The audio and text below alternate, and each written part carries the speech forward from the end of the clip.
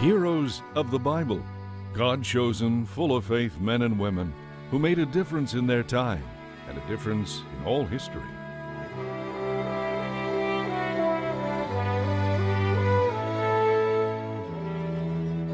And now the story of Noah. Noah hears God's warning.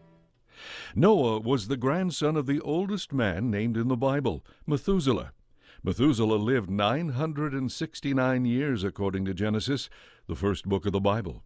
Noah's story begins at Genesis chapter 5 on verse 28.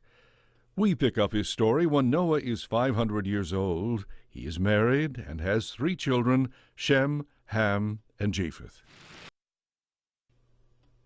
In the beginning, when men and women first populated the earth, God became sorry he had made such people. They thought and did only evil things. God was saddened and said, "I will get rid of every living thing on earth. I wish I had never made them." But God did honor one man named Noah. Noah was a good man and loved and respected God. So God spoke to Noah about his plan to rid the earth of evil people. He told Noah to build an ark, a massive boat of gopher wood. It was to have 3 decks and a very large door on the side. God said, "I am bringing a flood of water on the earth to destroy all things that have the breath of life.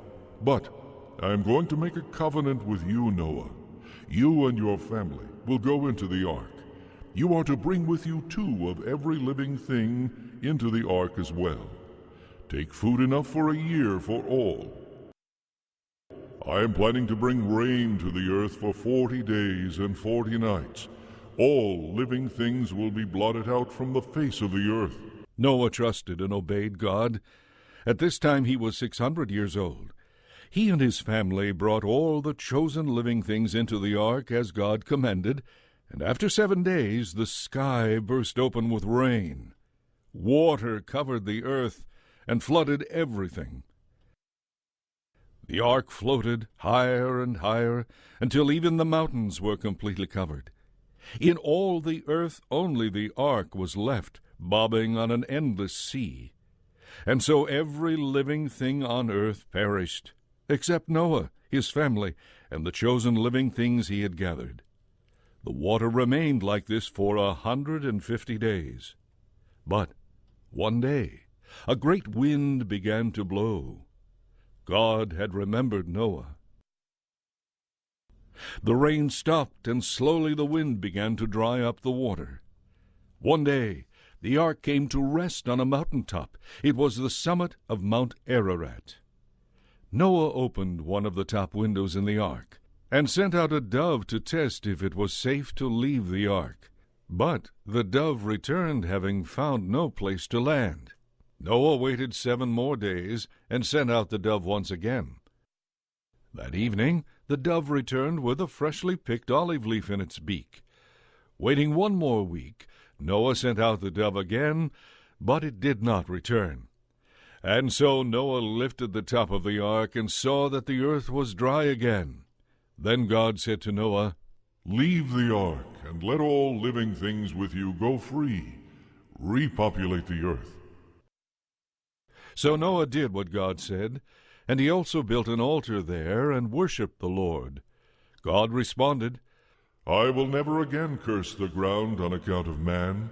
I will never again destroy every living thing as I have done." Then God told Noah and his sons that he would make a new covenant with them. God said, "This is the sign of the covenant which I am making with you and every living creature. I will put a rainbow in the sky when it rains, and I will remember my covenant with you, and never again will the water bring a flood to destroy everything."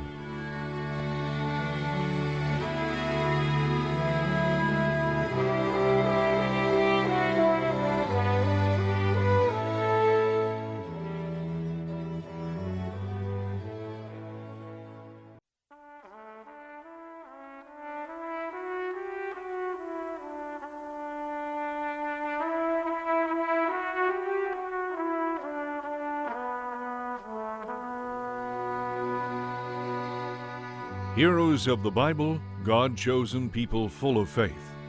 Abraham and God's special promise.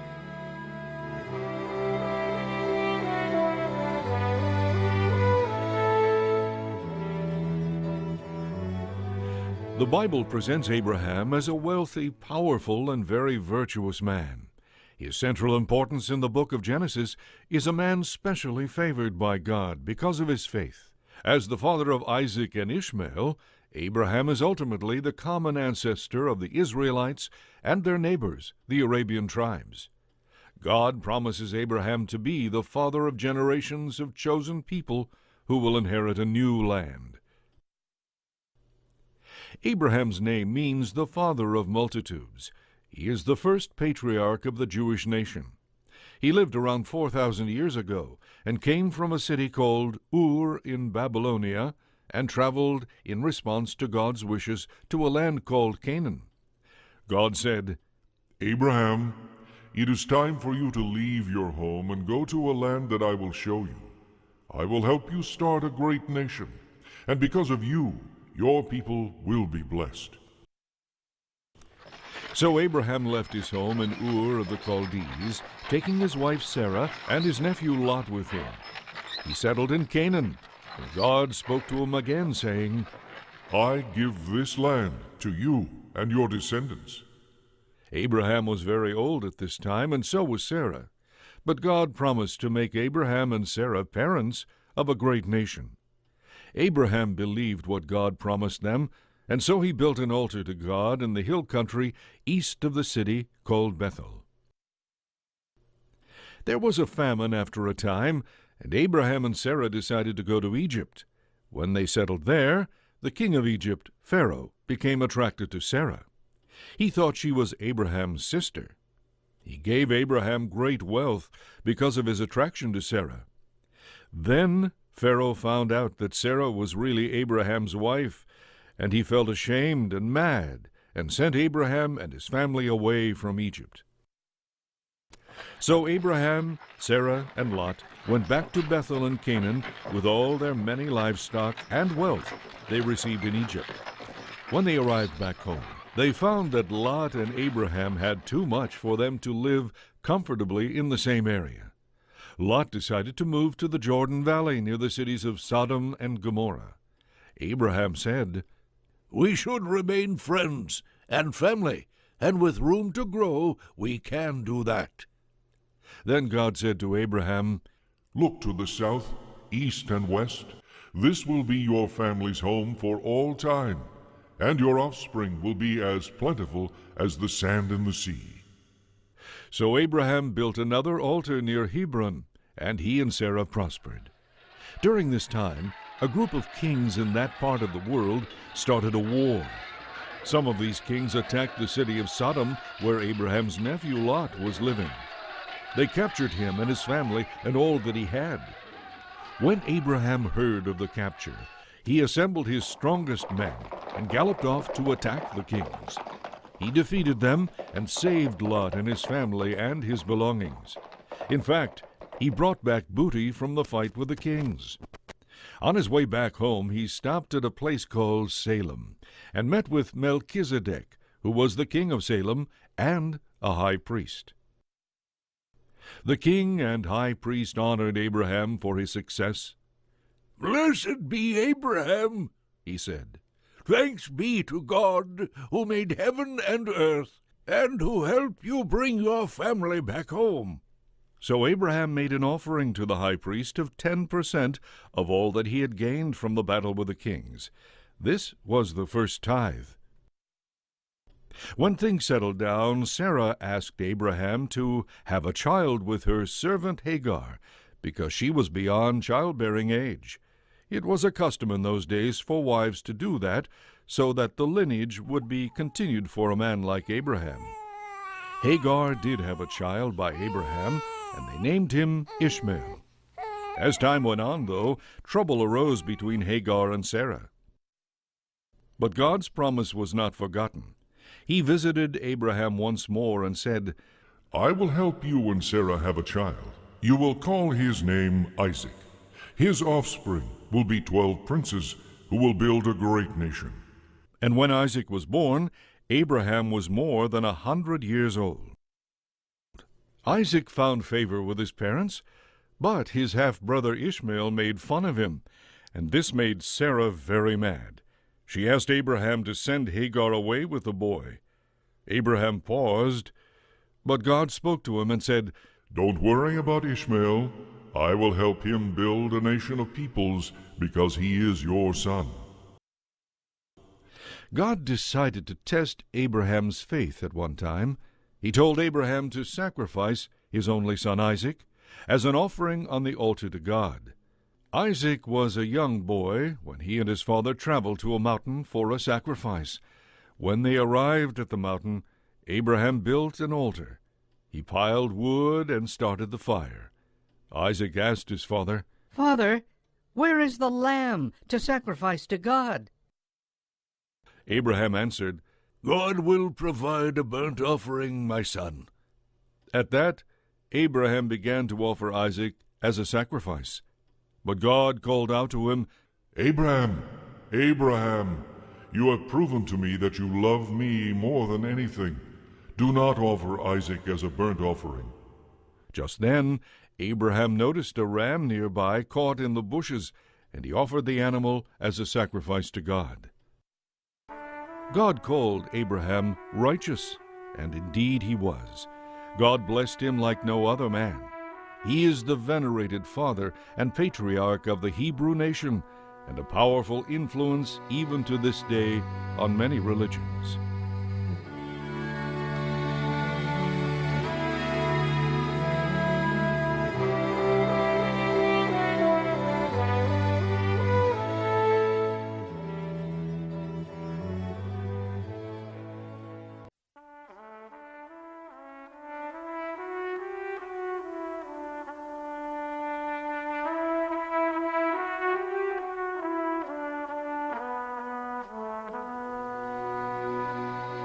Heroes of the Bible, God-chosen people full of faith.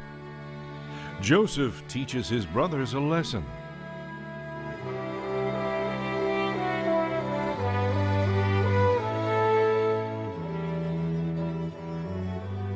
Joseph was one of the full-blooded sons of Jacob.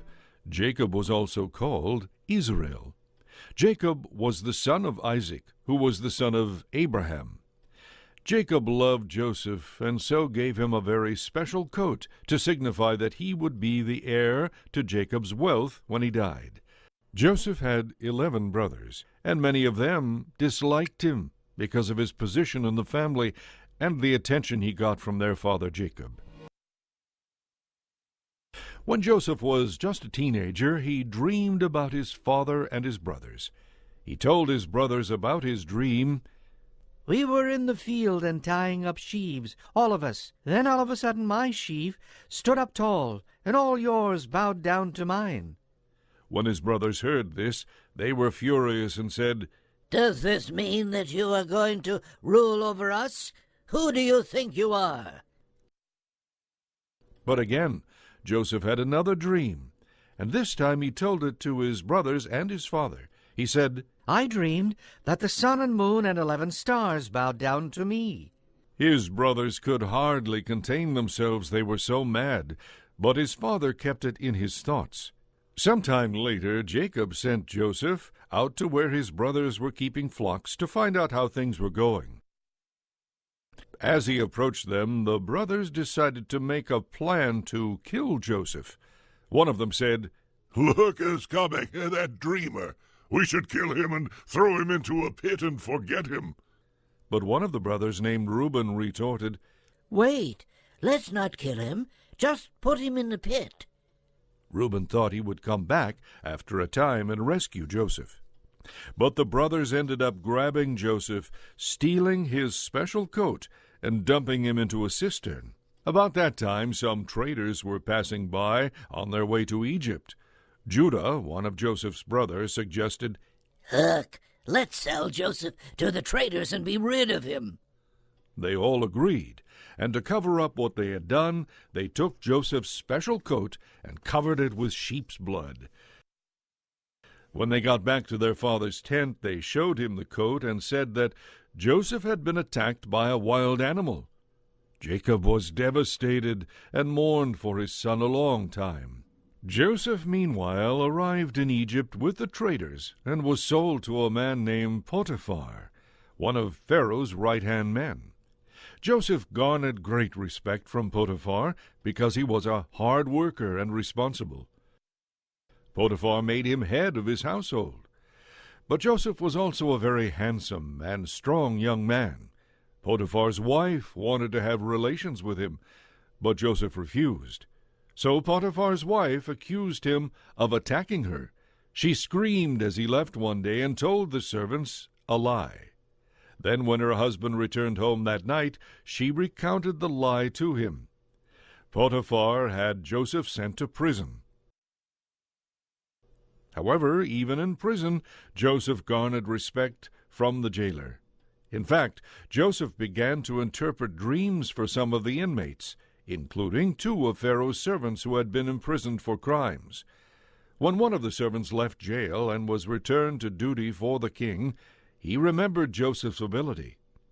It happened that Pharaoh had a dream, and asked that his wise men tell him the meaning, but no one could. Then the servant who was imprisoned with Joseph recounted what he had done in jail. Pharaoh sent for Joseph. Pharaoh told Joseph his dream in which 7 cows that were healthy were eaten by 7 cows that were sick and skinny. He also dreamed that 7 healthy ears of corn were eaten by 7 sickly ears. Pharaoh asked Joseph, "Can you tell me what these dreams mean?" Joseph replied, The interpretation I will give you will not be mine, but God's answer to Pharaoh. Joseph explained to Pharaoh that the 2 dreams meant the same thing. There was to be a famine in the land, but first there was to be 7 years of great prosperity, then 7 years of great famine. Joseph told Pharaoh to appoint a man to start to save 1/5 of what was produced in Egypt for the next 7 years to prepare for the coming famine. In response to Joseph's successful interpretation, Pharaoh said, "I will look no further than you, Joseph. From this day forward, you will have authority over all things in Egypt, and only answer to me." So Joseph gained great power and administered the 7 years of prosperity for Egypt by storing up food in anticipation of the famine. When the famine came, Pharaoh controlled a great storehouse of food. People came from everywhere to purchase food from Pharaoh. Even the household of Jacob, Joseph's father, decided to go to Egypt to buy food. Jacob sent 10 of his sons to Egypt to buy grain. When the brothers arrived in Egypt and came to Joseph to buy grain, they did not recognize him, but he recognized them. Joseph kept his identity a secret from the brothers at first, so he could test them. After Joseph realized that his father was still alive and that he had forgiven his brothers for what they did, he confessed to his brothers, Look at me closely. I am your brother Joseph. I have truly forgiven you for what you did to me, because if that had not happened, I would not be here to help you and all the people survive this great famine. Now send for my father and his family, that they may come to Egypt to live here in happiness in the land of Goshen, for I am second in command to Pharaoh, and can make life easy for you." So Jacob, or Israel, and his entire household of over 75 people came to Egypt and celebrated the rejoining of Joseph to his family. They lived in peace and happiness until a new Pharaoh came to power who did not know Joseph.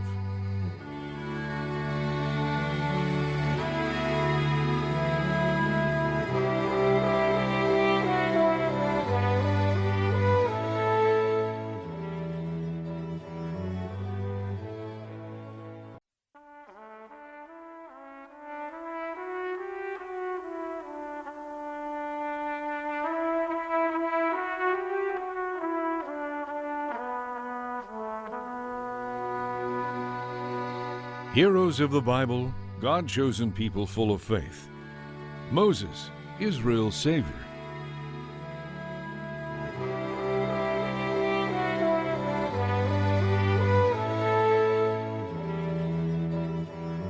Moses is the prototype of the prophets of the Bible. He led his people, the Israelites, out of bondage in Egypt in the 13th century B.C.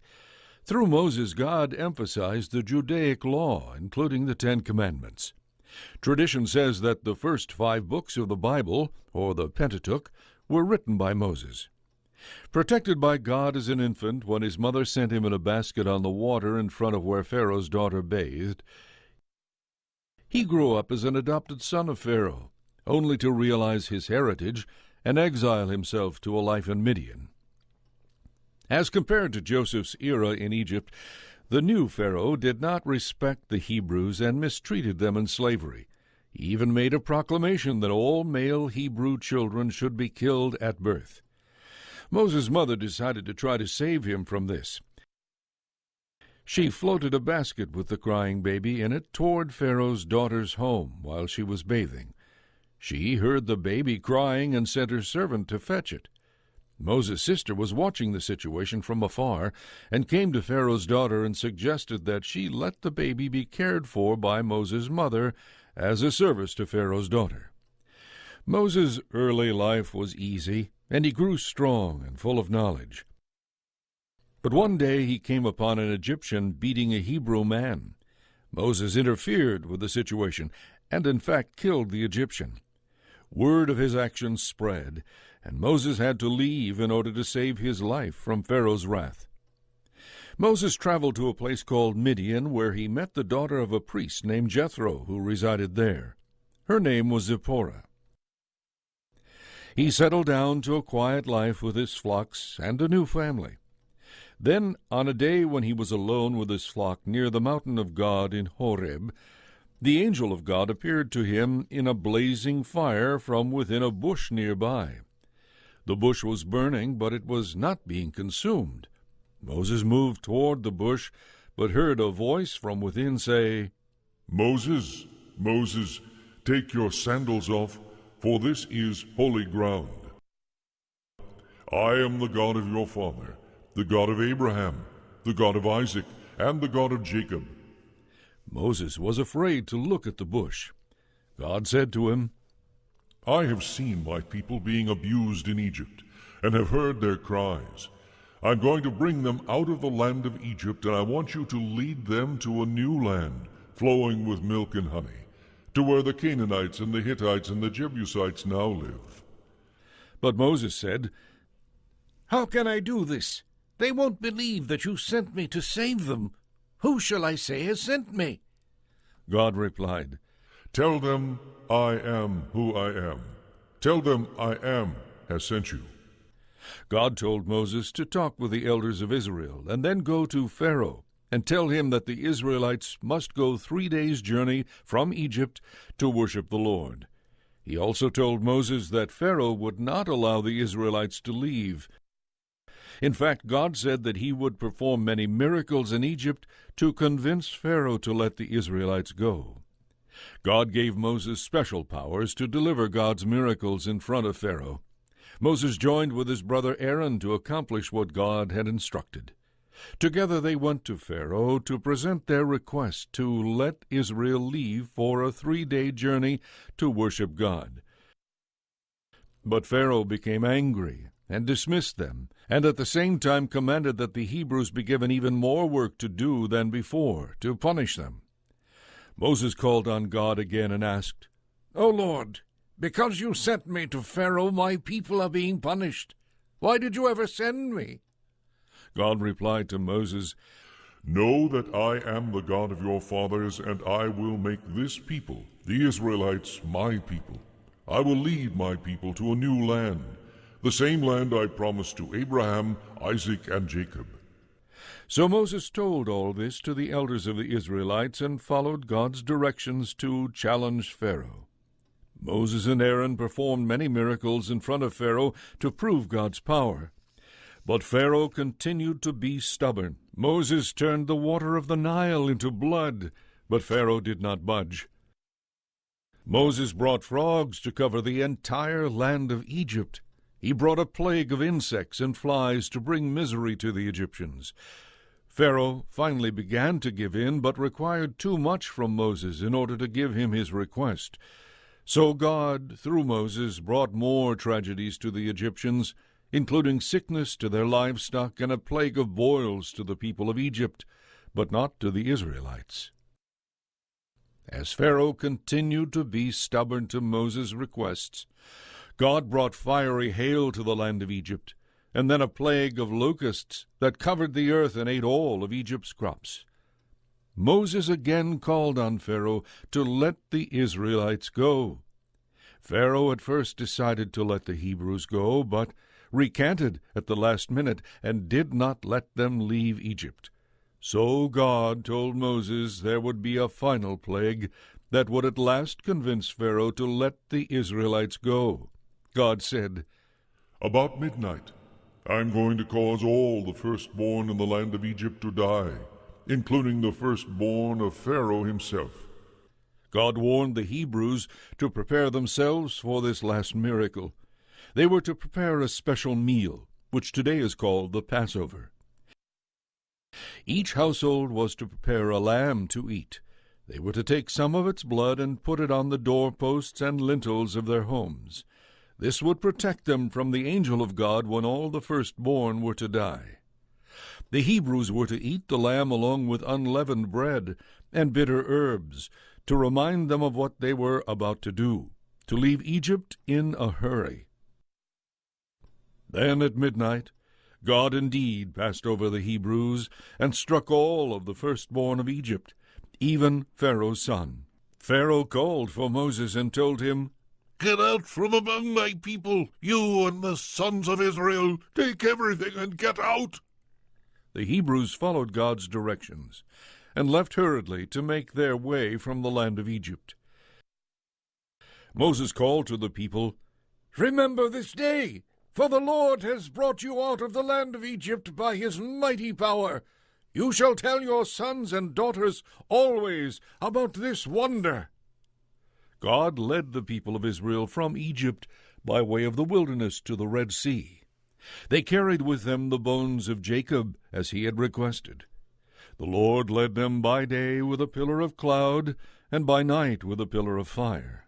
However, when the Israelites reached the Red Sea, God told Moses that Pharaoh had again changed his mind and was bringing his armies to pursue them.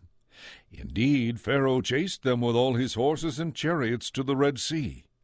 When the Israelites heard about this, they began to complain to Moses, "We are afraid.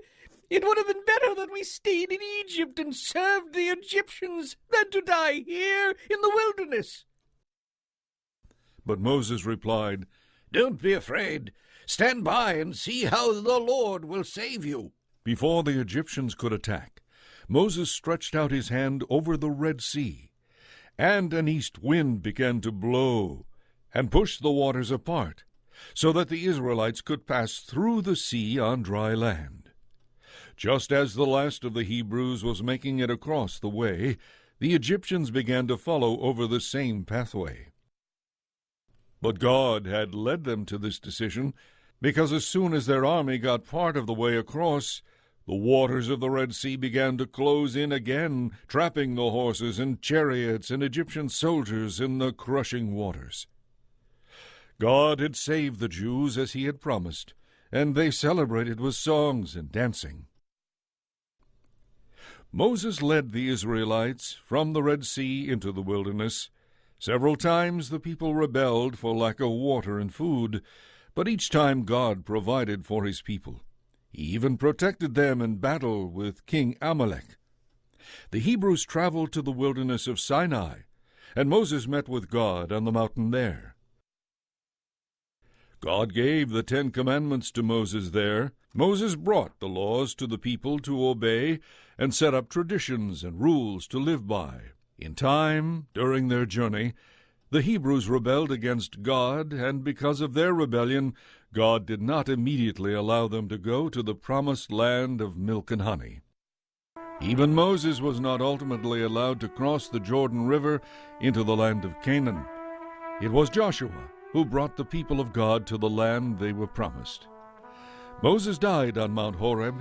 He had saved his people and created a nation of people governed by the God of their fathers.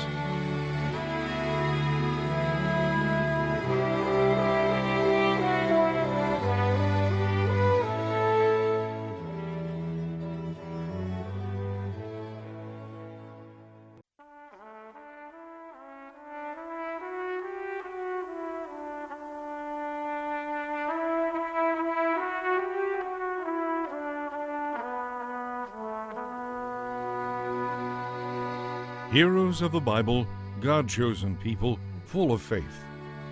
Ruth proves love changes history.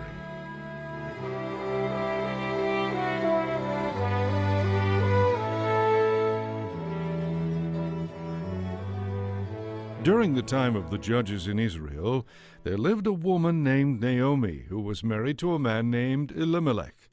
They had 2 sons. Because of a famine in the land, the family journeyed to live in the country of the Moabites. The 2 sons married there. Their wives were named Ruth and Orpah. After living in Moab for 10 years, Naomi's husband and her 2 sons died, and she was left alone. Her 2 daughters-in-law sat with her one day as she contemplated her future without her husband or children. Naomi told the wives of her dead sons to go back to their Moabite families. She was going back to her hometown of Bethlehem. Orpah agreed with Naomi and left for her home and family. But Ruth would not leave Naomi. "Mother, where you go, I will go," she said. So they both packed up their belongings and started their trek back to Naomi's home. They had very little money or food between them, and when they arrived in Bethlehem, Ruth decided to go into nearby fields after they were harvested and gather leftover grain and produce. It was called gleaning. Farmers left a small amount in their fields for the poor to gather to survive. Naomi suggested to Ruth that she go to the fields of one of her relatives named Boaz. As Ruth walked the fields with others like her, collecting as much as she could find left over, Boaz rode up to inspect the progress of the harvest on his property. He called to his harvesters, "The Lord be with you!" "And with you, Boaz," they replied. "Tell me," Boaz went on, "who is this new young woman in the fields gleaning?" his men called back, Why, she is Naomi's daughter-in-law. She asked to collect food in your field especially. So Boaz moved near Ruth and said, "You are welcome to stay here and glean in my field. I have heard how you have taken care of Naomi, my relative, even though you had to leave your home and family behind. The Lord repay you for your faith and kindness." As high noon approached, Boaz invited Ruth to have lunch at his table, and at the end of the day gave her an extra amount of grain to take back to Naomi. When Ruth arrived back with Naomi, her mother-in-law was surprised and delighted at what had happened. She had hoped Boaz would notice and be kind to them. Ruth continued to gather food from Boaz's fields for some time, and Naomi suggested one day to Ruth that she meet with Boaz in a very special way. It was in Naomi's mind that Ruth suggest marriage to Boaz, so that he could fulfill a custom in the land to take the place of kinsman redeemer, that is, to marry and have children to continue the line of Naomi's husband. Naomi instructed Ruth to go to where Boaz was working and wait until he lay down for the night. She was to quietly lie down near his feet until he awoke. Indeed, when he awoke, he found Ruth at his feet and understood why she had come to him. He said happily, "May you be blessed by the Lord. It is right that I become your husband." Ruth and Boaz were married soon after. Boaz loved Ruth because she trusted God and showed her faith even in travail. Boaz and Ruth had a son whom they named Obed, and he became the father of Jesse, whose son was David the king of Israel.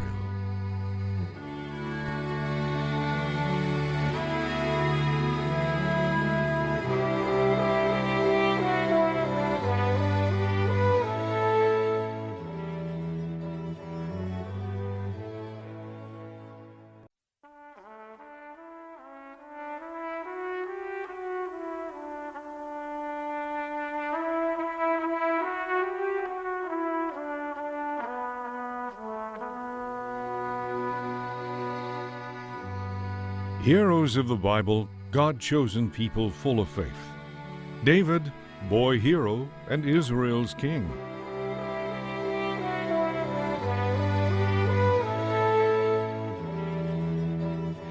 David is a pivotal personality in the Bible. He was the youngest of the 8 sons of Jesse. Jesse, if you recall, was the son of Obed, who was the son of Ruth and Boaz. David's story is told in the Bible starting at 1 Samuel 16, verse 1 through 1 Kings, verse 2, 12. In his youth, he was a shepherd for his family, and he became a musician as well.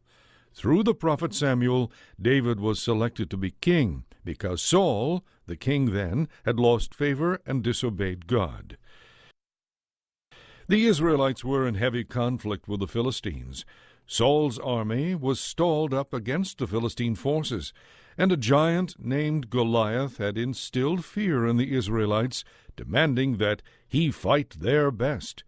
But no one from the Israelite army would come forward. It happened that Jesse, David's father, had sent him to the battlefront to deliver materials to his brothers who were stationed there.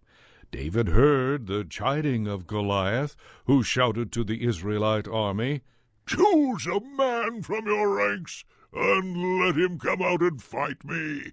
If he can defeat me in battle 1-on-1, then we Philistines will become your servants. But if I prevail and kill him, you Israelites will become our servants." All the Israelites, including Saul, were afraid to take up Goliath's challenge. It was just at this time that David came into the Israelite camp and heard the giants taunting. David went before Saul and told him that he would fight against Goliath.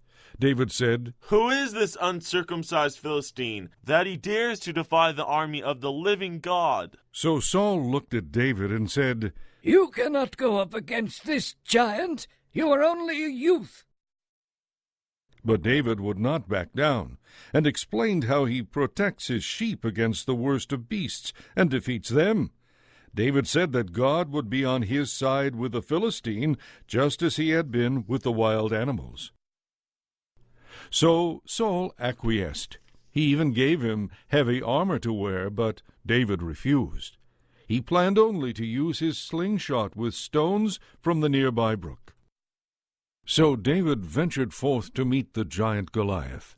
Both the Philistine army and the Israelites began to chide each other. David put the stone he had found in a nearby stream in his sling and moved closer to the 9-foot-tall Philistine warrior, who could not believe his eyes. Here was a mere boy advancing on him with just a slingshot. He laughed until tears came to his eyes.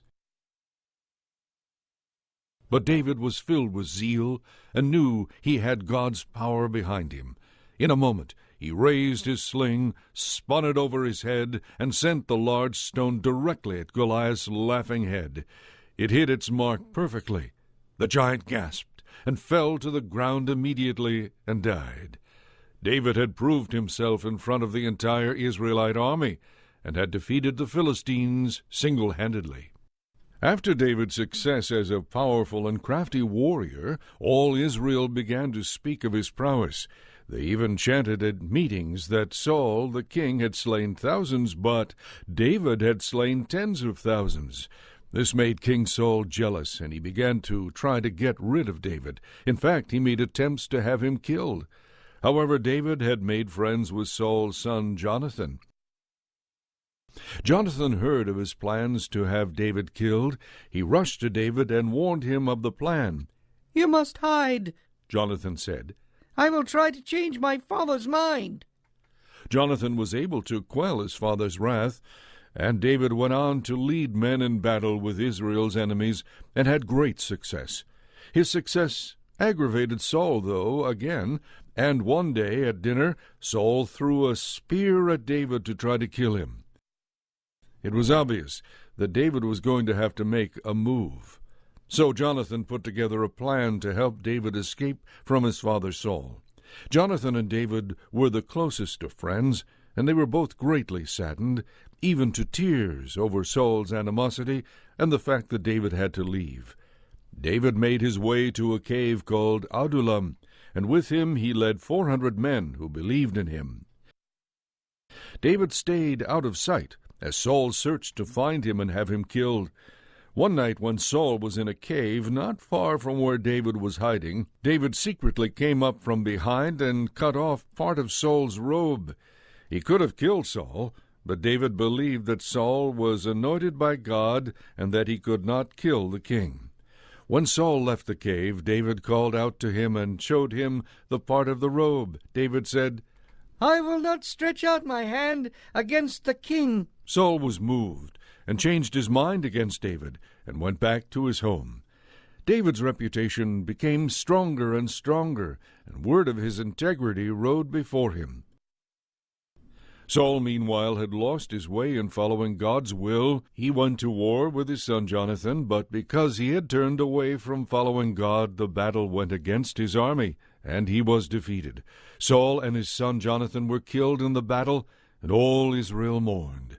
David was devastated over the death of the king, and especially over the death of his close friend Jonathan. David was chosen to be king after Saul's death. He was a great leader and followed God's word.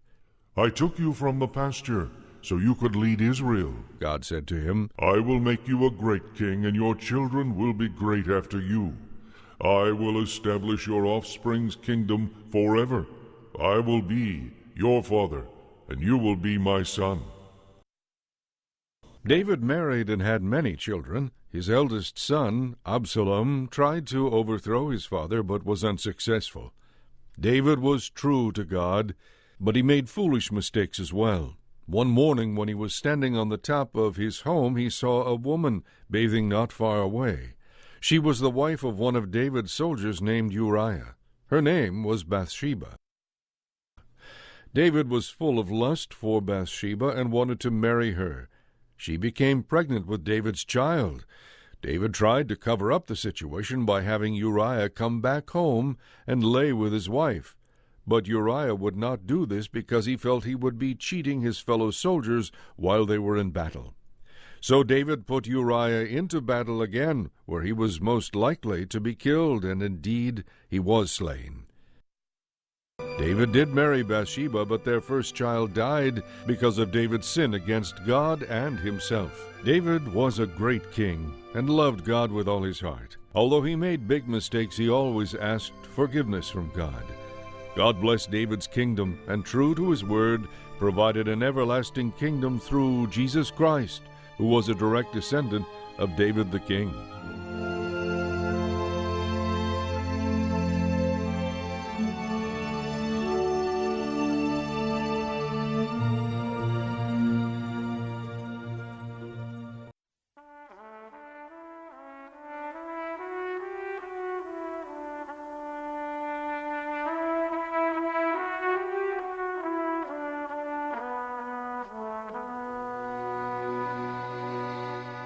Heroes of the Bible, God-chosen people, full of faith. Esther and Mordecai saved the Jews.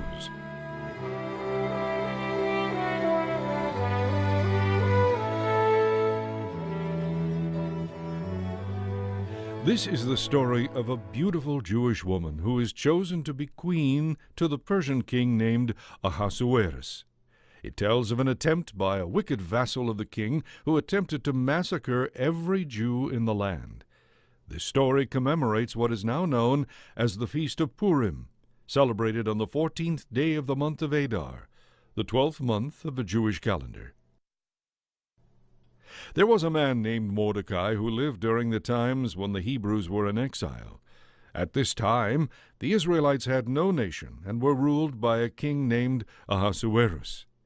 Mordecai had adopted his niece, whose name was Esther, also known as Hadassah.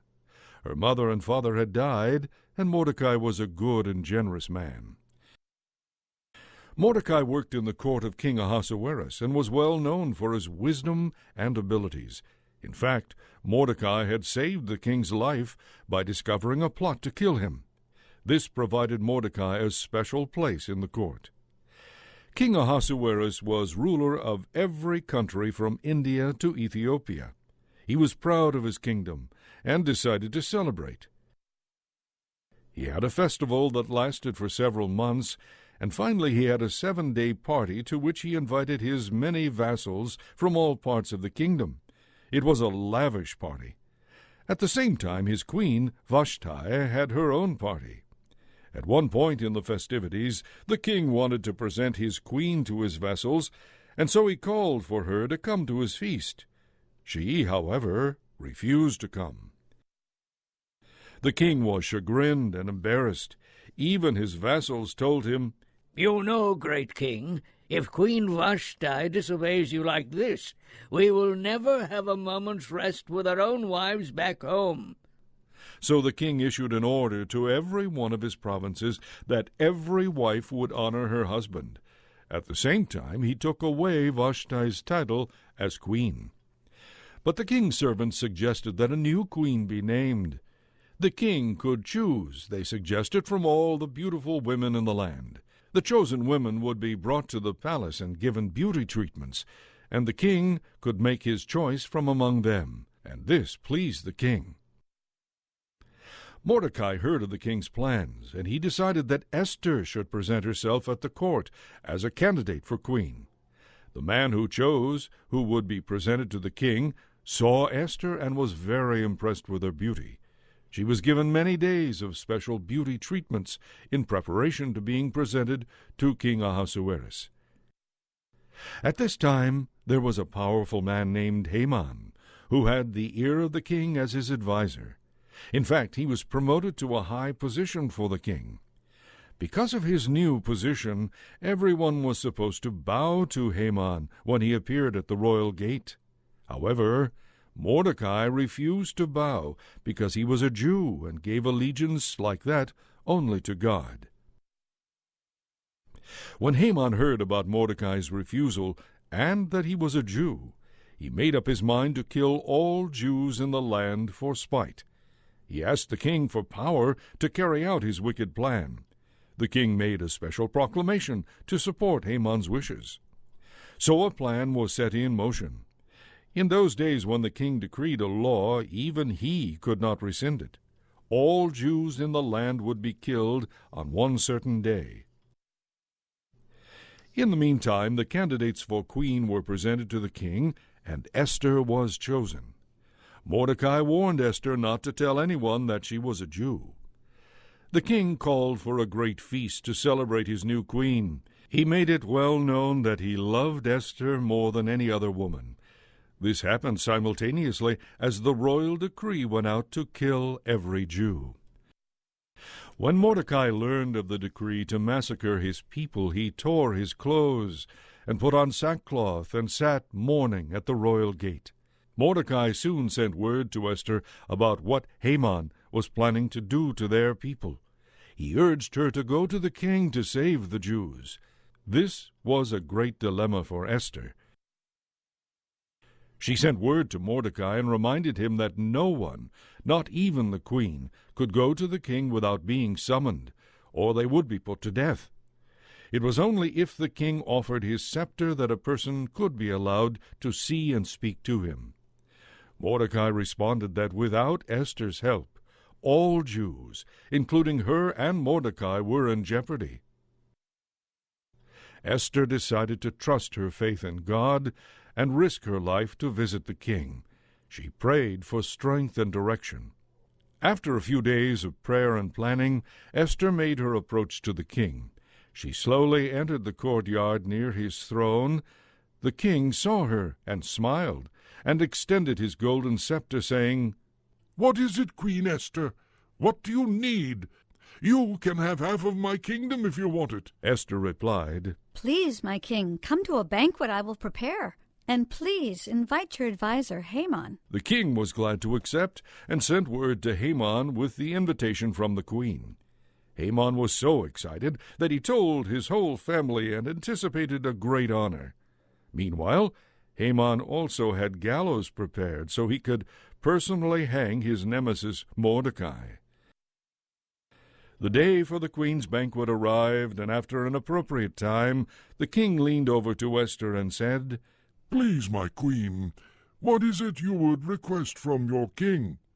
Esther confided in the king her fears about Haman's plans to kill her people and her. When he heard this, the king was furious. He got so mad he had to leave the banquet to collect himself. Haman was nearly paralyzed with fear. He tried to appeal to Esther by falling down near the queen and begging forgiveness. But as he did this, the king re-entered the room and saw Haman on the queen's couch. He shouted, "Will you even assault the queen while I am here?" With speed, the king ordered that Haman be hanged on the very gallows he had prepared for Mordecai. And Mordecai sent letters to all the Jews in the land in every province of the kingdom to celebrate their survival at Queen Esther's hands. This celebration is known as Purim and is honored by Jews to this very day.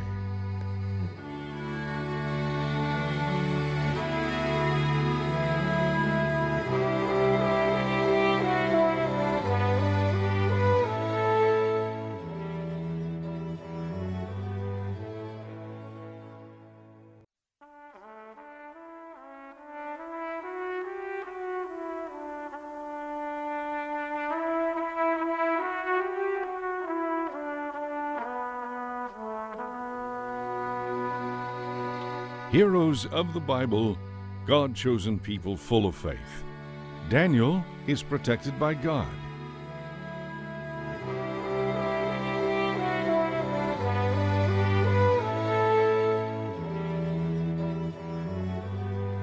When the Jews were exiled to Babylon, it was a time of confusion and fear. However, there was a man named Daniel who stood out as a wise and faithful man amongst his people. He was known for his ability to interpret dreams and visions. One day, King Nebuchadnezzar asked his wise men to tell him what his dream had meant. But the wise men could not give him an answer about the dream or what it meant. The king became very upset and said, "Since no wise man can tell me about my dream, I will destroy all wise men in the land." The wise men were extremely afraid, and one of them went to Daniel, telling him of the king's plans and asking him for help. Daniel prayed to God that he could change the king's mind and interpret his dream. God spoke to Daniel, "Do not be afraid. I will provide you with the interpretation for King Nebuchadnezzar." Daniel was brought before the king. The king was anxious for Daniel to provide him with the meaning of his strange dream. So Daniel addressed the king. "Neither I nor any wise man can interpret your dream, but God can provide an answer, and he has revealed it to me." So Daniel explained the king's dream to him just as it happened. "You saw a great statue, O king," Daniel said. "Its head was made of gold, and its feet were made partly of iron and partly of clay. This dream tells us of the future of your kingdom. Your kingdom will be split up in the future, but there will be a kingdom established ultimately that will never be destroyed." The king actually fell on his knees before Daniel. He said, "Surely your God is a God of gods and a revealer of mysteries." The king promoted Daniel and gave him great gifts. He even made him ruler over Babylon.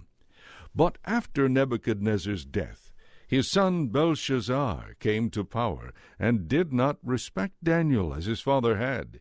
He did not respect God as his father had. In fact, Belshazzar had a great feast and used the golden vessels and goblets that the Jews used in the sacred temple in Jerusalem. The party attendees even drank wine from them and praised their false gods with them. But at the height of their festivities, the feast was interrupted by a human hand that appeared in front of King Belshazzar. The fingers of the hand began to write a message on the palace wall. The king demanded that one of his wise men interpret what was written. However, no one could understand the writing. But someone at the feast remembered Daniel's fabled ability to interpret, so the king called for Daniel to help. Daniel told the king that because he had not respected the holy cups and vessels from the Jews' temple in Jerusalem, his kingdom would soon be lost to the Medes and the Persians. And as a matter of fact, that night Belshazzar was dethroned and replaced by the king of the Medes, whose name was Darius. As time went on, the new king, Darius, became friends with Daniel. Darius even promoted Daniel to be one of the most important rulers in the kingdom. But there were other rulers under Darius who were jealous of Daniel's position and friendship with the king. They mapped out a plan to discredit Daniel and force the king to have him killed. These enemies of Daniel went to the king and said, "O King Darius, we suggest a law be decreed that no one may worship other gods, but must worship you. Whoever would worship another god should be thrown into the lion's den." Darius agreed to the request and signed the decree. He did not think about Daniel and his God at that time. Daniel was a Jew and loved the Lord God with all his heart. His habit was to pray to and worship God 3 times a day. The enemy rulers who plotted against Daniel kept watch, and when they had proof that Daniel was worshiping another god, they went to Darius with their evidence. You see, great king, Daniel has disobeyed your decree and worshipped his god. He must be thrown to the lions. King Darius was very distressed. He did not wish ill to Daniel, but his own decree could not be rescinded, even by himself the king. So Darius ordered Daniel sent to the lion's den. As Daniel entered the den, King Darius called to him, "May your God save you, my friend Daniel." All night long, King Darius tossed and turned. He could not sleep as he worried about his friend Daniel. As the morning broke, Darius rushed to the door of the den and called out, "Oh, Daniel, has your God saved you from the lions?" And from inside the den, Daniel's strong voice answered, Yes, my king, my God sent his angel and protected me from the lions. The king rejoiced and praised God. Then he began to realize what the other rulers had done to him and Daniel. He decided to have the rulers put in the lion's den as well, and left there. At the same time, to honor Daniel and God, he ordered everyone in the kingdom to worship the God of Daniel as the living God. Daniel's faith and love of God provided for a great example to people everywhere in the kingdom.